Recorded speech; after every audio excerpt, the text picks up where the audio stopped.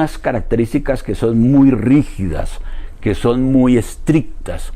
Los conocimientos deben de darse a conocer públicamente desde el punto de vista científico para que todos tengamos acceso a eso y encontremos o las ventajas o las desventajas que ellos llegan a presentar. ¿Qué pasa con la vacuna rusa? Que nadie tiene ninguna información. No sabemos nada salvo lo que dice el primer ministro de Rusia, que es Putin, y pues hombre, ahí es muy difícil tener una opinión, es muy difícil dar un concepto. En eso estamos de acuerdo todos los científicos. Los científicos siempre queremos tener la información de primera mano para acatarla, aceptarla o criticarla. Y es lo que no ha sucedido con la vacuna rusa. ¿Ya? De manera pues de que es ahí de donde viene el escepticismo. Pero cuando usted dice que quieren tener la información, porque es algo que para nosotros no está tan claro, es decir, que cuando alguien la descubra tiene que compartir todo ese conocimiento para todos los científicos por igual. Claro. Salud, aquí hay una cosa que es la siguiente. No debe haber miedo de compartir la información, de ninguna manera. ¿Por qué? Porque resulta que como todo esto es patentable, entonces tan pronto como alguien descubre algo, o yo descubro algo, inmediatamente puedo patentarlo. Y el solo hecho de ponerlo en el registro, solo el registro, no la aprobación de la patente, en el registro de la oficina de patentes queda protegido por 27 años. 27 años.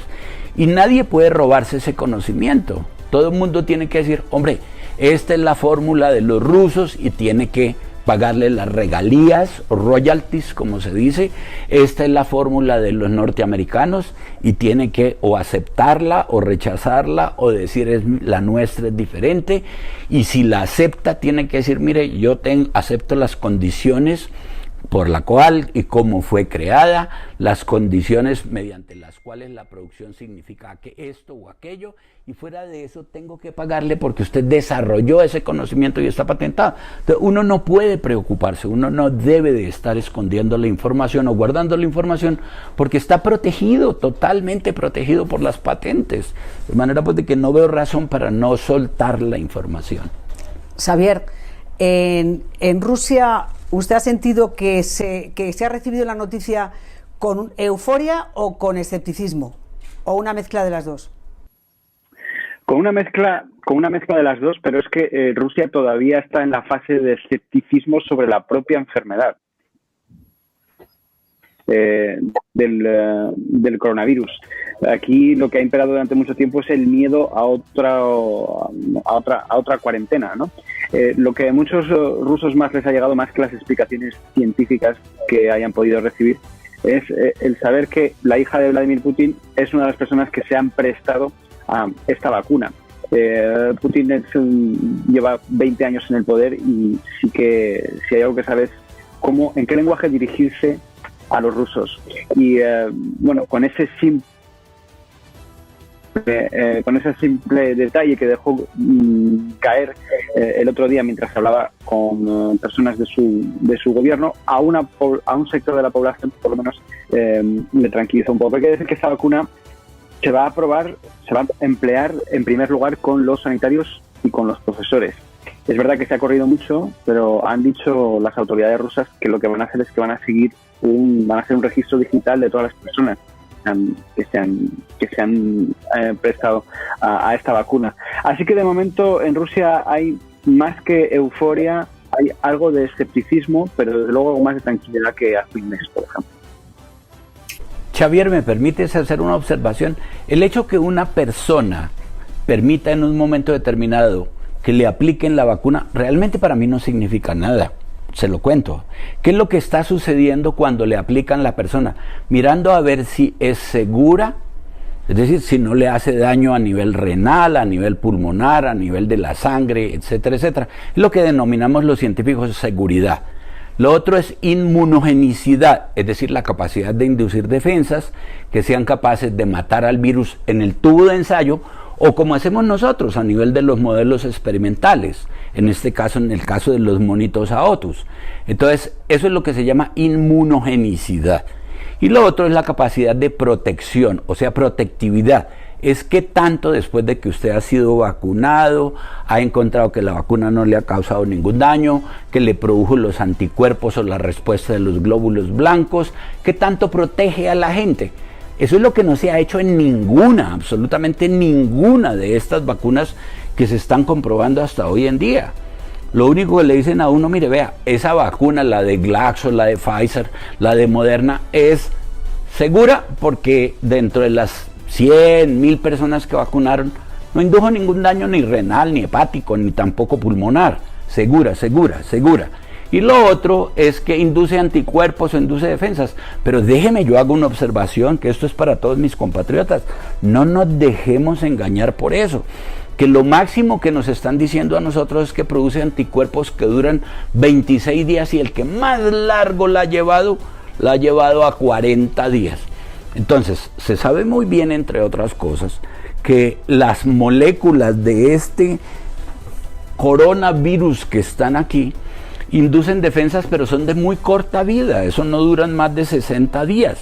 Y usualmente en una infección para un individuo que ha tenido la enfermedad y uno va y detecta los anticuerpos comienzan a desaparecer a las 4 semanas, es decir, al mes, y ya luego hacia los 4 o 6 meses no tiene ni uno solo de esos anticuerpos. Y ese es uno de los problemas fundamentales hoy en día, es no solamente seguridad, inmunogenicidad y protectividad, sino también duración de la respuesta inmunitaria. ¿Qué tal usted estar vacunando a la gente contra estas vacunas cada 2, cada 3 meses? Eso es absolutamente imposible. De manera pues de que, por favor, que mis compatriotas entiendan eso. Sí, nos están vendiendo que la una induce es segura, que induce anticuerpos, que va en fase 3. Fase 3 es, ¿sabe qué? Incrementar el número de individuos que están recibiendo la vacuna y encontrar con que no le ha hecho daño y que está produciendo anticuerpos. Pero ¿cuánto tiempo duran? Y si protegen o no protegen, eso es lo que no se está diciendo hoy en día. Quiero ahondar sobre eso de lo de la durabilidad de estas vacunas. Correcto. Lo que usted dice es que de momento las vacunas que hay en el horizonte... 40 días. Es decir, que yo tendría que vacunarme después de 40 días. Es decir, hasta el momento han hecho seguimiento por 40 días. ¿Y cuánto para que la vacuna, para ustedes, para los científicos, sí, claro, para que sea absolutamente viable? ¿Cuántos días, cuánto tiempo usted...? Como mínimo dure un año. Vieja, como mínimo. Usualmente lo que nosotros pedimos los científicos es que dure de 5 a 10 años. Eso es lo que pedimos los científicos, los que nos dedicamos al desarrollo de vacunas. Que una vacuna proteja, no que induzca anticuerpos, porque los puede tener, ¿sí? Pero nosotros llevamos los últimos 45 años dedicados solamente a vacunas. Podemos producir anticuerpos contra lo que sea, como digo yo, hasta contra el cuchuco, ¿ya? Pero que protejan, eso es otra cosa, ¿ya? Entonces, lo que se espera es que la vacuna proteja de 5 a 10 años. Pero en una cuestión excepcional como la de ahora, pues hombre, como mínimo un año. Y se sabe que los anticuerpos que inducen en los individuos recuperados de la infección no duran más de 6 meses. Entonces es lo que toca, ver a ver cómo se induce eso. Y ninguno de los productores de la vacuna le está diciendo al mundo o a la gente, mire, es que nosotros llevamos haciendo seguimiento de los vacunados por 6 meses, primero que todo porque no ha transcurrido el periodo de tiempo. Y en segundo lugar, tampoco le dicen a uno a qué velocidad está decayendo la respuesta inmunitaria. Porque eso se puede calcular, de manera pues de que el asunto es ese. Xavier, yo lo que he leído es que Putin, en una de sus declaraciones, ha dicho que hay inmunidad duradera. Uy. ¿Eso es así? ¿Es una de las...? Vladimir Putin ha incluso, y sobre todo el Ministerio de Sanidad, y lo habían dicho además antes del anuncio del lunes, ha dicho que podemos estar hablando de una inmunidad de en torno a 2 años, en el caso de la vacuna rusa. Lo que los rusos están tratando de defender, sobre todo a la hora de responder a las críticas que están recibiendo por haber corrido demasiado y por haber ido demasiado rápido en la carrera por conseguir la vacuna, es que ellos se están basando en modelos de otras vacunas, con lo cual algunas cosas, alguna parte del trabajo ya la tienen hecha y alguna parte de la información también. Entonces, sobre ese modelo se basan para decir esas dos cosas: que la vacuna es segura y que la vacuna podría tener, aunque es verdad que ahí son más cautos, podría producir una inmunidad de en torno a dos años. Yo, claro, no soy científico, pero como periodista lo que nos han transmitido es precisamente eso, una inmunidad de las personas que se inyecten esa vacuna de 2 años. Xavier, perdóname, yo me meto dentro de este paseo, pero es que voy a presentar las diapositivas inmediatamente con la venia de salud, en donde tenemos acá, este es el modelo clásico del virus del coronavirus, del SARS-CoV-2. Resulta que tiene esta proteína en gran cantidad, que es la que se denomina spike, o espolón, o espícula, ¿ya? Todas las vacunas hasta hoy en día desarrolladas utilizan esa proteína, ya sea como quiera que la produzcan, recombinante, por ADN, por ARN, como quiera, o insertada dentro, que es lo que están haciendo los rusos, o insertada dentro de un virus inocuo, para que el virus, al reproducirse en nuestro organismo, produzca esa vacuna y entonces vacune no solo contra ese virus, sino que vacune también contra la proteína esta que es Spike. Pero resulta que se les olvida a todos los demás que el coronavirus tiene otras 2 proteínas fundamentales que están involucradas en la invasión y en la infección. Una que se denomina proteína M, y yo me acuerdo haberte presentado esta diapositiva mucho tiempo atrás, que es la proteína M o de membrana, y hay otra que se llama proteína E, que es la que está en la envoltura, que es la amarilla que está acá, y esa es la que se denomina envelope o envoltura. Contra esa no se ha producido ningún tipo de vacuna. Entonces, para mí lo sorprendente es que se diga que se va a producir vacuna sola, todos, contra esta. Si me permiten, en la siguiente diapositiva les quiero mostrar. Este es el virus, esto es justamente este cono que ustedes observan ahí, es el trímero, son 3 subunidades de esto que está aquí. Pero miren el problema tan bárbaro que hay, por favor. Aquí hay ya... Al principio yo le había comentado a Salud y a todos ustedes que había 81 variantes, ya vamos en 120 variantes genéticas. Miren, yo no hubiera podido poner esta diapositiva porque esto todo hubiera sido colorado, solo rojo debido a las variantes genéticas que hay. Cuando se produce una vacuna como la están produciendo actualmente, se produce contra una exclusivamente de esas variantes, de manera pues de que, imagínense lo que están haciendo los rusos, clonando, metiendo dentro de un virus una sola de esas variantes. Muy bien, puede que de pronto les funcione a ellos, pero que sea a nosotros los latinoamericanos, a los hispanos, a los negros, a los árabes, a los blancos, me perdonan, eso no va a suceder así. Ahora, si nosotros miramos, recuerden ustedes que también hay variantes genéticas de nosotros. Eso lo presentamos contigo tiempo atrás y algunos periodistas que pseudocientíficos dijeron, entre otras cosas, que eso no era así. Pero bueno, las publicaciones científicas aparecieron luego y demostraron que lo que nosotros estábamos diciendo es cierto. Hay variantes genéticas. Entonces, no todo mundo es igualmente susceptible al desarrollo, a la infección por el virus. La otra característica que hay es justamente acá esta. Yo me acuerdo haberle comentado a ustedes que los individuos que tienen la característica del grupo sanguíneo O tienen mayor posibilidad de enfermedad, falla respiratorio. Ojo, porque vamos a tener que tomar en cuenta todas y cada una de estas características.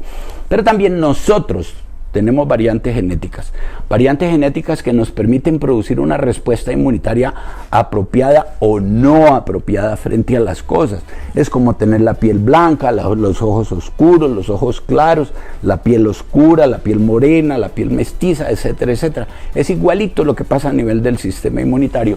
Y si alguien quiere desarrollar una vacuna, tiene que cubrir a todas las variantes genéticas de la población humana, al menos los principales, es es decir, a los caucásicos, o sea, a los blancos, a los hispanos, a los asiáticos, a los orientales, a los árabes, a los orientales, a los de Oceanía, a todos tiene que cubrirlas.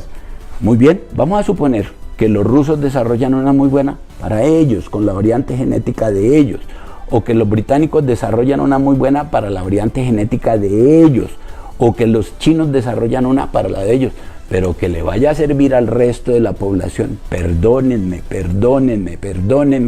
no hay ninguna certeza de que eso llegue a suceder de esa manera. Pero les comentaba también otro problema grande, que es que cuando se clona o se mete esa proteína, ya sea en el ARN, en el ADN o en donde usted quiera meterla, resulta que la proteína entera tiene esta variante genética, y esa variante genética es clave. La original, me acuerdo haberles mostrado esa diapositiva, la original en China, en el sureste asiático, es una que se llama D614, perdón, esa es la variante genética, ¿ya? La variante genética que está aquí, justamente es la variante genética de la G. Bien, aquí tenemos la siguiente diapositiva, pero es que no es solamente esa variante genética, como les dije, van 131 variantes genéticas descubiertas hasta hoy en día, pero esta otra, que es la que les digo yo, que tiene aquí la variante genética en el aminoácido 604 al 600, induce una supresión de la respuesta inmune, es decir, hace que el virus utilice nuestro sistema inmune para infectar más, ojo, no nuestro sistema inmune para defendernos del virus, sino que el virus lo utiliza para infectarnos más a nosotros. Eso va dentro de todas las otras, no hay ninguna que lo haya hasta el momento excluido. Y miren lo que les decía a ustedes ahorita, la variante genética D que apareció en la China, pongámosla de color así anaranjadito, fue rápidamente reemplazada por la variante genética que tiene G. Mire esta publicación, salud, que va a aparecer dentro de unos días. Nosotros ya lo tenemos, los científicos somos así de comunicativos, o chismosos, como quieran ustedes. Y entonces miren ustedes esa cosa, cómo reemplazó rápidamente a esta variante genética de la China, la variante genética que apareció en Europa, que es la que se denomina la G. Y mire esto, ya, cómo incrementa la infectividad. Esa variante genética lo que ha hecho es que se incrementa la infectividad. Sorpréndase, es la que tenemos en Colombia. Doctor Patarroyo, eso que ha dicho Xavier Colás, que dicen los rusos que han podido correr más porque ellos se han basado en otras vacunas, ¿eso puede ser cierto? Mire, es muy probable que lo que los rusos estén diciendo es que aprovecharon el conocimiento que tenían con respecto de las vacunas que intentaron desarrollar contra los coronavirus primos hermanos de este. Es decir, recuerden ustedes que este tiene un primo hermano que se denomina SARS, que fue el que originalmente se descubrió, ¿ya? Y fuera de eso existe otro que se llama MERS, que es el del Middle East Respiratory Syndrome.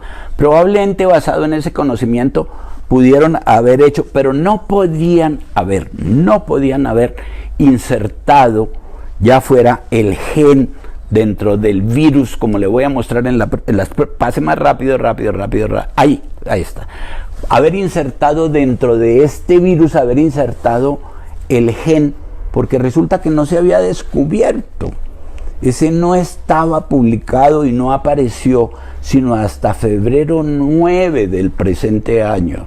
De manera pues de que, pues sí, utilizaron un conocimiento de un primo hermano o de dos primos hermanos o de tres primos hermanos, y yo lo que quiero es que todo el mundo recuerde que coronavirus no es únicamente este.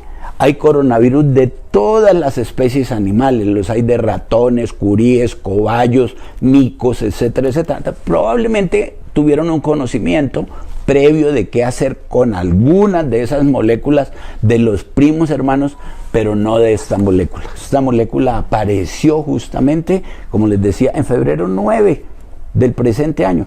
Entonces no se podía correr demasiado en ese contexto. Yo no estoy cuestionando eso, yo lo que simple y llanamente estoy exponiendo la parte científica, y esa es la razón por la cual los científicos pedimos, oiga, mire, hágame un favor, dígamenos usted cómo diablos fue que lo hizo y por qué demonios tales y tales y tales y tales otras etapas no se cumplieron. ¿Y por qué van ustedes ahora a vacunar 30.000 individuos de un tortazo en fase 3? Recuerden, fase 3 no quiere decir que el individuo haya sido infectado con el virus. Es que se pasó primero por 100 individuos, luego solo para saber si era segura e inducía defensas, luego se pasó por 1.000 individuos, solo para saber si era segura e inducía defensas, y ahora se meten 30.000 individuos para saber si es segura e induce defensas. No si protege, que es diferente, son otras cosas distintas, de manera pues de que el asunto es, ¿y qué tanto tiempo dura? Eso es totalmente distinto. Así que estamos en una fase, diría usted que es una fase inicial de la vacuna, no es que, como dice Putin, es una vacuna duradera y usted no vacunaría a todo el país con esto, es decir, todavía nos falta mucho camino por recorrer. Yo pienso que nos queda bastante camino. Yo no quiero ser pesimista y por favor le ruego a mis compatriotas que entiendan que esto no es la observación, o si alguien quiere llamar la crítica de un individuo, pero es que llevamos 40 años trabajando en este contexto y conocemos la limitación de los sistemas, de manera pues de que no es solamente contra no es contra la vacuna rusa, es que la advertencia que quiero hacerle muy respetuosamente a todos mis compatriotas es contra cualquiera, no importa si es norteamericana, no importa si es británica, no importa si es alemana, no importa, no, hay que mirar con cautela todas y cada, y que le digo yo, las medidas de prevención actuales son las realmente efectivas hasta el instante en el cual aparezca una vacuna que sea totalmente efectiva, que le sirva a todas las razas, que le sirva a todas el tiempo que es necesario, de manera pues de que esa sería mi sugerencia. No podemos ilusionarnos entonces, es decir, porque pero los rusos ni siquiera, los científicos americanos y los que han salido, el asesor principal de la Casa Blanca, aunque Trump lo desprecia, ha dicho que no tienen ni suficiente data ni se ha cumplido las 3 fases. Es decir, que de todas las vacunas, la rusa, de pronto es una mala información para saber colas, la rusa es la que menos confianza le genera. Pues mire, es de la que menos información tenemos. Y si un individuo que lleva también, yo lo conozco desde mucho tiempo atrás, fuimos inclusive, yo no digo que colegas o amigos, en algunas oportunidades compartimos con Anthony Fauci, o Fauci, que es así como se escribe, que al contrario, a mí me parece un honor que lo desprecie Trump. Eso es un honor, le cuento, al contrario, así de sencillita la historia, ¿no? Ya, pero es un individuo que tiene una seriedad desde el punto de vista científico. Yo lo conozco desde cuando estábamos estudiando en Rockefeller University y él estaba simple y llanamente en el Instituto Nacional de Salud como fellow también de la misma época. Es un individuo serio y si lo dice realmente Tony Fauci es para ponerle atención, porque puede que le disguste a Trump, pero la verdad es esa. Sinceramente, no estamos teniendo información suficiente con respecto de esa vacuna y ahí es que mantener una cautela, una especie de reserva cuidadosa como para no entrar en ilusiones que luego nos traigan grandes frustraciones. Sí, además, si los grandes defensores de la vacuna son Trump y Putin, que Dios nos coja confesados. Muchísimas gracias, Xavier, por estar con nosotros, por acompañarnos, y gracias, doctor Patarroyo, por ilustrarnos. Un gusto para mí y lo único que quiero es expresarte nuestra gratitud y por favor que nuestros compatriotas, hombre, estamos desesperados todos, estamos hasta aquí de todo lo que está sucediendo, pero también debemos tener en cuenta que las medidas de la distancia, de lavarse las manos, de mantener un control estricto de la gente, por favor, hay algo. Cuando tengan idea o notificación de alguien que está infectado o se sospecha que está infectado, notifíquenlo inmediatamente, es la mejor manera de prevenirnos para que no existan aquellas individuos que tienen una infección leve, como sucede en cerca del 82% de la gente, o que son subclínicos o cualquier otra cosa y nos puedan transmitir la enfermedad. Eso no se trata de ser sapo o de dañar a la gente, no nada. Por favor, comuníquenlo para que podamos todos tener un control y poder de esa manera dice controlar la diseminación de la enfermedad. Las medidas actuales son buenas. Bueno, y ustedes hasta el próximo día y muchas gracias por acompañarnos.